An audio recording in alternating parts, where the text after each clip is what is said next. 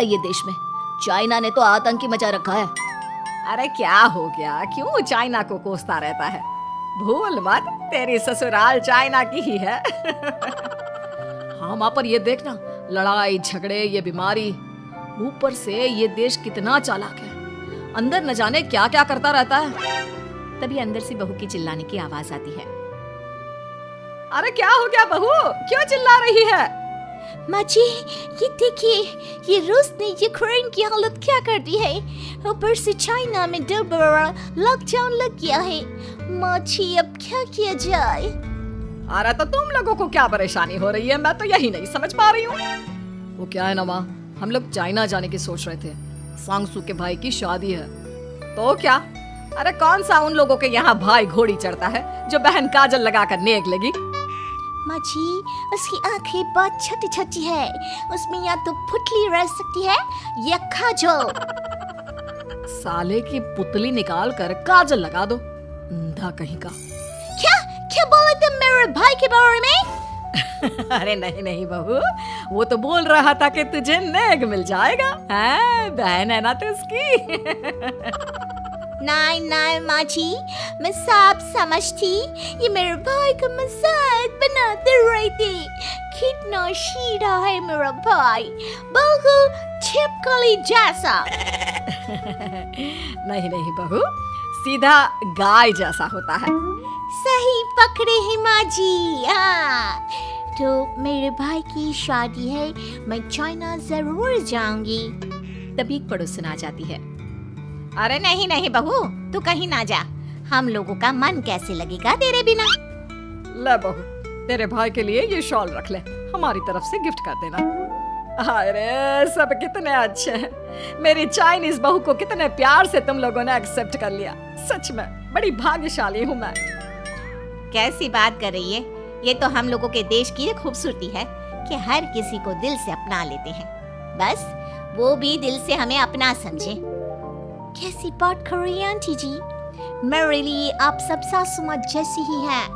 मुझे भारत बहुत अच्छा लगता है, ये सबसे अच्छा देश है, मेरा भारत महान। वैसे भी लड़के की शादी जहाँ होती है वो तो वहीं की हो जाती है ना। जी तेरे बहू सही बोल रही है, औरत तो होती ही पानी की तरह है, जो जहाँ जैसे रखे वैसे ही शेप ले लेती है।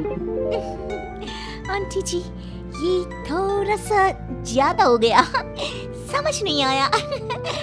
नो प्रॉब्लम, मैं चाय बना कर लाती हूँ। फिर क्या, वो दिन भी आ जाता है जब बेटे बहू को चाइना जाना पड़ता है। वहाँ जाकर बहू का भाई कहता है, मेरे बहन आ गए, मेरे बहन आ गए। मैंने सबको बोला कि सब हिंदी में बात करेंगे, नहीं तो बहन नाराज हो जाएगी।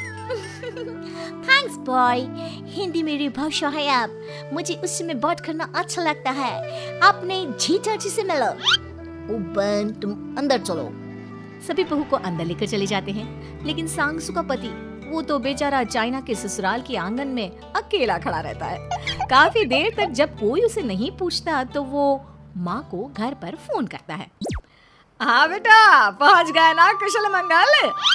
हाँ माँ, लेकिन सांगसू पता नहीं कहाँ है, वो तो अंदर गई है तब से बाहर आई ही नहीं। अरे कैसे बात कर रहा है, तो तू अंदर चला जा, तू बाहर क्यों है? अरे दामाद है तू वहाँ का, उन लोगों ने तुझे बिठाया, चाय पानी कुछ नहीं पूछा? नहीं ना माँ। तभी सामने से सांगसू आती है। क्यों आप अभी तक तैयार नहीं हुए? और ये बैग लेकर क्यों कमरे से बाहर आए? इसे वहीं रख देते। कमरा? कौन सा कमरा? अरे कैसी बात कर रही हो, जब से तुम अंदर गई हो मैं बाहर ही तो खड़ा हूँ। बहू को बहुत हैरानी होती है और गुस्सा भी आता है। तभी उसका भाई और माँ आ जाते हैं। और सांगसू, अंदर खाना लग गया है। पहले ये बताओ कि मेरे पति को किसी ने खाना या पानी क्यों नहीं पूछा? वो भारत से ससुराल पहली बार आया है, वो भी मेरे कहने पर। उनकी इज्जत क्यों नहीं की? देख बेटी, तूने जबरदस्ती जिद में शादी की थी तो हम लोगों ने कर दी, लेकिन अब तुम ये सोचो, पूरी चाइना में मैं इस इंडियन को अपना दामाद बताऊं? So sorry. हाँ सांगसू, और तुम भी चुप रहना, नहीं तो वो लोग मेरी शादी तोड़ देंगे। ओह ऐसी बात है, कोई बात नहीं, मैं बाहर होटल में रह लेता हूँ, तुम वही करो जो ये लोग चाहते हैं। कैसी बात कर रहे हो? शादी के बाद पति जैसा भी हो, जो भी हो, पति होता है। वैसे भी तुम्हारे पूरे परिवार ने, सबने बिना सोचे मेरा साथ दिया, मुझे एक्सेप्ट किया, प्यार किया। मैं अपने देश में आपको अकेला कैसे छोड़ सकती हूँ? ये हिंदी फिल्म का ड्रामा बंद करो, मैं अब ये बर्दाश्त नहीं करूँगी। चुपचाप अंदर चलो, नहीं तो ये शादी वादी यहीं खत्म करके इसे अकेले ही इंडिया जाना पड़ेगा।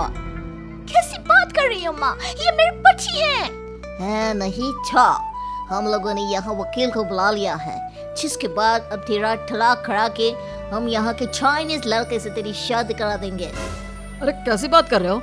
हम तो यहाँ तुम्हारी शादी के लिए आए थे। नहीं नहीं, मैं सांगसू के बिना नहीं रह सकता हूँ।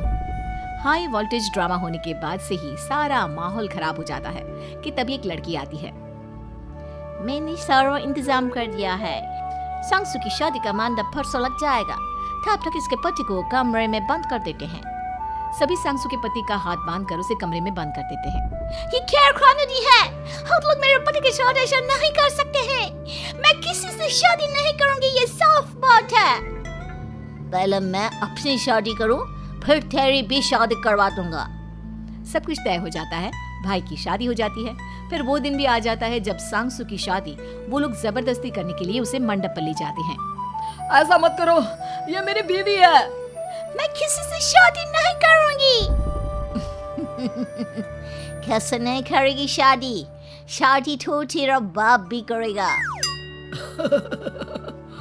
हो, मैं करूंगा शादी। प्लीज कोई मेरी शादी किसी अच्छा औरत से करवा दे। चुप, बिल्कुल चुप। फिर माँ सांगसू और उसके पति से कहती है, तुम लोगों का बच्चा मेरी कैद में है। अगर तुम लोगों ने कोई भी होशियारी की तो मैं इस बच्चे को मार दूंगी। दोनों माँ का रूप देखकर हैरान हो जाते हैं। बच्चे की खातिर दोनों शांत हो जाते हैं और शादी की रस्में शुरू हो जाती है कि तभी सांगसू की सास पुलिस के साथ आ जाती है। माँ, ससुर माँ आ गई, मेरी माँ आ गई। माँ प्लीज हम लोगों को बचाकर वापस ले चलो। पुलिस सभी को गिरफ्तार कर लेती है। बेटी के बच्चे को मारने की धमकी तो कोई चुड़ैल ही दे सकती है। अरे तो ये चुड़ैल ही तो है। ये सही बोल रहे हैं, ये औरत किसी चुड़ैल से कम नहीं है। तभी उन लोगों का बच्चा भी आकर सांगसू के गले लग जाता है। माँ, तू सही समय पर आ गई, लेकिन तुझे कैसे पता चला कि यहाँ ये सब हो रहा है? बेटा, ये चाइनीज लोग ना होते ही धोखेबाज है। इन लोगों पर मुझे भरोसा नहीं था, इसलिए मैंने तेरे फोन को हमेशा के लिए मेरे फोन से अटैच कर दिया था, जिससे तेरे आसपास होने वाली सारी बात मैं सुनती रहूं। उस दिन भी मेरी तेरी बात हो रही थी तो तेरा फोन ऑन था, मैं सब समझ गई थी। मुझे माफ कर दो। नहीं, बिल्कुल नहीं। चलिए माँ जी, इंडिया वापस चलते हैं। आज के बाद मैं यहाँ कभी नहीं आऊंगी।